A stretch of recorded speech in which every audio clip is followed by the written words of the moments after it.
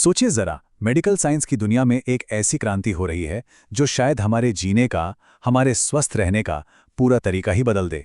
और इस क्रांति का नाम है 3D बायोप्रिंटिंग। तो चलिए आज इसी कमाल की टेक्नोलॉजी की दुनिया में उतरते हैं और इसे समझते हैं। जरा इस सवाल पर गौर कीजिए, क्या हो अगर किसी खराब हो चुके ऑर्गन को बदलना उतना ही आसान हो जाए जितना कि एक नया प्रिंट करना। सुनने में किसी साइंस फिक्शन फिल्म का सीन लगता है ना, लेकिन ये अब सिर्फ कल्पना नहीं है। ये एक ऐसी हकीकत है जिसे दुनिया भर के वैज्ञानिक सच करने में जी जान से जुटे हैं। और यही यही तो 3D बायोप्रिंटिंग का सबसे बड़ा, सबसे इनकलाबी वादा है। तो आखिर ये 3D बायोप्रिंटिंग है क्या भला? अच्छा, इसको एकदम आसान भाषा में समझते हैं। ये ना बिल्कुल एक आम 3D प्रिंटर की तरह ही है, लेकिन फर्क बस इतना है, और ये बहुत बड़ा फर्क है, कि इसमें प्लास्टिक या मेटल की जगह एक खास किस्म की स्याही इस्तेमाल होती है। इसे कहते हैं बायो इंक। और ये बायो इंक असल में जीवित कोशिकाओं और पोषक तत्वों से भरा एक जेल जैसा पदार्थ होता है।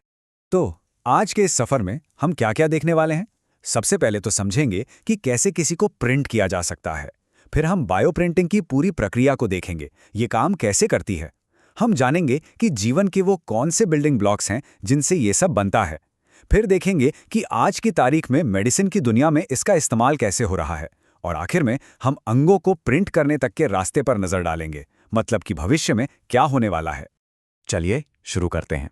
सबसे बड़ा सवाल तो यही है कि एक कंप्यूटर फाइल, मतलब एक डिजिटल ब्लूप्रिंट से एक जीता जागता धड़कता हुआ टिश्यू आखिर बनता कैसे है। ये पूरा सफर एक बहुत ही सटीक, एक बहुत ही नाजुक प्रक्रिया से गुजरता है। इस पूरी प्रक्रिया को ना हम 3 मेन स्टेप्स में समझ सकते हैं। पहला स्टेप है प्री प्रोसेसिंग। इसमें होता क्या है कि किसी मरीज के MRI या CT स्कैन की मदद से उस अंग का एक एकदम सटीक 3D डिजिटल मॉडल बनाया जाता है। दूसरा स्टेप है प्रोसेसिंग, यानी असल प्रिंटिंग। अब बायोप्रिंटर उस डिजिटल ब्लूप्रिंट को पढ़कर परत दर परत, layer by layer bio ink को जमाता है।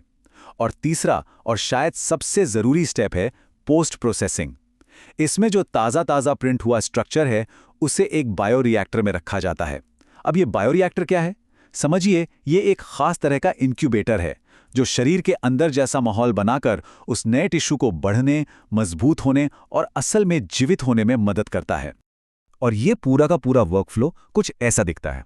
देखिए, मरीज की बायो इमेजिंग से एक डिजिटल डिजाइन तैयार हुआ। यही डिजाइन फिर प्रिंटर को कमांड देता है कि कहां, क्या और कैसे प्रिंट करना है। और प्रिंटिंग के बाद वो जाता है फाइनल स्टेज में, मतलब बायोरिएक्टर में, जहां वो प्रिंटेड स्ट्रक्चर असल में एक जीवित टिश्यू बन जाता है।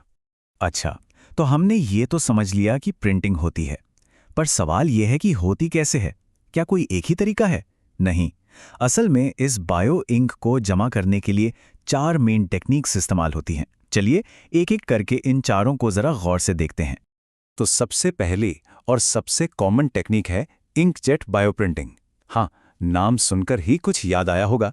बिल्कुल सही, ये एकदम हमारे ऑफिस या घर वाले डेस्कटॉप प्रिंटर की तरह ही काम करती है। फर्क बस इतना है कि वहाँ कागज पर स्याही की बूंदें गिरती हैं और यहाँ एक खास सतह पर बायो इंक की नन्ही नन्ही बूंदें गिराई जाती हैं। ये तरीका काफ़ी तेज और सस्ता भी पड़ता है। दूसरी तकनीक है एक्सट्रूजन बेस्ड प्रिंटिंग। इसको समझने का सबसे अच्छा तरीका है टूथपेस्ट की ट्यूब। सोचिए, जैसे हम ट्यूब को दबाते हैं और पेस्ट की एक लगातार धार निकलती है, बिल्कुल वैसे ही इसमें एक नोजल से बायो इंक का एक धागा जैसा निकलता है और परतें बनाता जाता है। इसका सबसे बड़ा फायदा ये है कि इससे हम बहुत ज़्यादा सेल डेंसिटी वाले, मतलब बहुत घने सेल्स वाले स्ट्रक्चर बना सकते हैं, जो कई तरह के टिश्यू बनाने के लिए बहुत ज़रूरी हैं। अब आते हैं एक और भी ज़्यादा हाईटेक तरीके पर, लेज़र असिस्टेड बायोप्रिंटिंग। इसमें तो कमाल ही हो जाता है। एक बहुत ही फोकस्ड लेज़र बीम की मदद से बायो इंक की बूंदों को एक रिबन से उठाकर, ठीक मतलब एकदम पिन पॉइंट एक्यूरेसी के साथ उस जगह पर रखा जाता है जहां उनकी ज़रूरत है। पता है ये तकनीक कितनी सटीक है? ये एक बार में एक अकेली कोशिका को भी उठाकर उसकी सही जगह पर रख सकती है ना कमाल? और हमारे लिस्ट में चौथी और आखिरी तकनीक है स्टीरियोलिथोग्राफी। ये तकनीक रोशनी की ताकत का इस्तेमाल करती है। होता यह है कि एक खास तरह की लिक्विड बायो इंक होती है जो रोशनी पड़ने पर ठोस हो जाती है। तो इस पर बहुत ही सटीक तरीके से यूवी लाइट डाली जाती है और जहां जहां लाइट पड़ती है वो हिस्सा ठोस हो जाता है। परत दर परत ऐसा करने से बहुत ही ज्यादा कॉम्प्लेक्स और बारीक डिजाइन बनाना भी मुमकिन हो जाता है। तो अब मन में ये सवाल ज़रूर आ रहा होगा कि इन चारों में से बेस्ट कौन सी है। देखिए, इसका कोई सीधा सा जवाब नहीं है। हर तकनीक के अपने फ़ायदे हैं और अपने नुकसान भी। जैसे इंकजेट तेज़ और सस्ता है, लेकिन उसका रेजोल्यूशन कम है। वहीं लेज़र वाला बहुत सटीक है, लेकिन महंगा और धीमा है। तो असल में कौन सी तकनीक इस्तेमाल होगी, ये पूरी तरह इस बात पर निर्भर करता है कि आखिर बनाना क्या है। स्किन बनानी है, हड्डी बनानी है या कुछ और। किसी भी प्रिंटर की जान उसकी स्याही में होती है ना? बायो प्रिंटर के साथ भी बिल्कुल यही कहानी है। प्रिंटर चाहे कितना भी एडवांस्ड क्यों ना हो, अगर उसकी बायो इंक सही नहीं है तो सब बेकार है। तो चलिए अब इस पूरी टेक्नोलॉजी के दिल में उतरते हैं और समझते हैं बायो इंक के विज्ञान को, वो जादुई मटेरियल जो ये सब कुछ मुमकिन करता है। तो ये बायो इंक बनती किस चीज़ से है? मोटे तौर पर दो तरह के मटेरियल इस्तेमाल होते हैं, एक नेचुरल, दूसरे सिंथेटिक। नेचुरल पॉलीमर्स जैसे कि कोलाजन या जिलेटिन हमारे शरीर के अपने टिश्यू से बहुत मिलते जुलते हैं, तो कोशिकाएं इन्हें आसानी से अपना घर समझ लेती हैं। लेकिन इनकी एक दिक्कत है, ये ज़्यादा मजबूत नहीं होते। दूसरी तरफ है सिंथेटिक पॉलीमर्स। इन्हें हम अपनी ज़रूरत के हिसाब से बहुत मजबूत और टिकाऊ बना सकते हैं, लेकिन हो सकता है कि कोशिकाएं इन्हें उतनी आसानी से स्वीकार ना करें। इसीलिए अक्सर सबसे बढ़िया बायो इंक इन दोनों का एक मिक्सचर होती है, ताकि हमें दोनों के फायदे मिल सकें। तो एक आदर्श, एक परफेक्ट बायो इंक में क्या क्या गुण होने चाहिए, चलिए देखते हैं। पहली बात, उसकी प्रिंटेबिलिटी अच्छी होनी चाहिए, मतलब उसे आसानी से प्रिंट किया जा सके। दूसरी, वो बायोकम्पैटिबल हो, यानी कोशिकाओं के लिए जहरीली ना हो। तीसरी, उसमें इतनी मैकेनिकल मजबूती हो कि वो अपनी शक्ल बनाए रख सके। और सबसे ज़रूरी बात, वो कोशिकाओं को बढ़ने और सही तरह के टिश्यू में ढलने के लिए एक पोषक माहौल दे। अच्छा, थ्योरी और साइंस की बातें तो बहुत हो गईं। अब आते हैं मुद्दे की बात पर। आज इसी वक्त असल दुनिया में ये टेक्नोलॉजी कहाँ इस्तेमाल हो रही है? इसके जो एप्लीकेशंस हैं ना, वो सच में हैरान कर देने वाले हैं। चलिए देखते हैं। और इन एप्लीकेशंस को समझने से पहले एक बात गांठ बांध लेनी चाहिए। चाहे एक प्लास्टिक का खिलौना प्रिंट हो रहा हो या फिर इंसानी त्वचा, बेसिक सिद्धांत एक ही है। परत दर परत, लेयर बाय लेयर किसी चीज को बनाना। बायोप्रिंटिंग बस इसी सिद्धांत का इस्तेमाल करके जीवन बना रही है। तो सबसे पहले बात करते हैं टिश्यू इंजीनियरिंग की। इस फील्ड में तो बायोप्रिंटिंग एक असली गेम चेंजर साबित हो रही है। सोचिए, जले हुए मरीजों के लिए उनकी ही कोशिकाओं से स्किन ग्राफ्ट प्रिंट करना, घुटनों की चोट ठीक करने के लिए कार्टिलेज पैच बनाना, या फिर टूटी हुई हड्डी को जोड़ने के लिए एकदम फिट बैठने वाला बोन ग्राफ्ट प्रिंट करना। ये सब आज हो रहा है। और इसका एक और बहुत बड़ा फायदा है जो शायद हमने सोचा भी ना हो।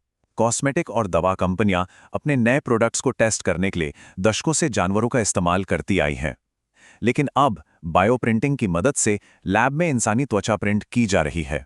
तो अब कंपनियां इन प्रोडक्ट्स को जानवरों पर नहीं, बल्कि इस प्रिंटेड त्वचा पर टेस्ट कर सकती हैं। इससे न सिर्फ जानवरों पर होने वाली क्रूरता खत्म होती है, बल्कि हमें ज्यादा सटीक और भरोसेमंद नतीजे भी मिलते हैं। लेकिन शायद इसका सबसे जबरदस्त और भविष्य को बदलने वाला इस्तेमाल है ऑर्गन ऑन अ चिप बनाना। ये क्या होता है? ये असल में एक माइक्रोचिप पर प्रिंट किए गए छोटे छोटे जीवित टिश्यू होते हैं जो किसी एक अंग, मान लीजिए लिवर या फेफड़े की तरह काम करते हैं। अब सोचिए, कोई दवा कंपनी एक नई दवा बनाती है तो उसका असर देखने के लिए उसे किसी इंसान या जानवर पर टेस्ट करने की जरूरत नहीं। वो उसे इन चिप्स पर टेस्ट करके देख सकते हैं कि इंसानी शरीर पर इसका क्या असर होगा। ये दवा की खोज को पूरी तरह से बदल रहा है। ठीक है, तो त्वचा के टुकड़े प्रिंट हो रहे हैं, छोटे छोटे टिश्यू बन रहे हैं, ये सब बहुत अच्छा है। लेकिन वो सबसे बड़ा सवाल, क्या हम कभी उन लाखों मरीजों के लिए जो ऑर्गन डोनेशन का इंतजार करते करते अपनी जान गंवा देते हैं, पूरे के पूरे अंग प्रिंट कर पाएंगे? भविष्य का रास्ता कैसा है? आगे क्या है? पूरे अंग प्रिंट करने के रास्ते में जो सबसे बड़ा पहाड़ खड़ा है, उसका नाम है वैस्कुलराइजेशन। मतलब किसी भी बड़े अंग को जिंदा रहने के लिए खून की सप्लाई चाहिए, और ये खून पहुंचाने का काम करती हैं हजारों लाखों बारीक नसें, जिन्हें ब्लड वेसल्स कहते हैं। शरीर के इस बेहद जटिल प्लम्बिंग सिस्टम को प्रिंट करना ही आज वैज्ञानिकों के सामने सबसे बड़ी चुनौती, सबसे बड़ी पहेली है। लेकिन इन चुनौतियों के बावजूद इस टेक्नोलॉजी के भविष्य पर यकीन बहुत मजबूत है। एक अनुमान कहता है कि 2027 तक 3D बायोप्रिंटिंग का बाजार $1.9 बिलियन का हो जाएगा। ये नंबर हमें बताता है कि दुनिया भर की कंपनियां और निवेशक इसके भविष्य को लेकर कितने सीरियस और कितने उत्साहित हैं। तो आखिर में बस एक सवाल है जिस पर हम सबको सोचना चाहिए। जिस दिन हम जीवित टिश्यू और अंग प्रिंट करने की क्षमता पूरी तरह से हासिल कर लेंगे, उस दिन क्या होगा? ये सिर्फ मेडिकल साइंस को नहीं बदलेगा, ये शायद इंसान होने के हमारे मतलब को, हमारी परिभाषा को भी बदल देगा। और ये सवाल सिर्फ वैज्ञानिकों के लिए नहीं है, ये हम सब के आने वाले कल का सवाल है।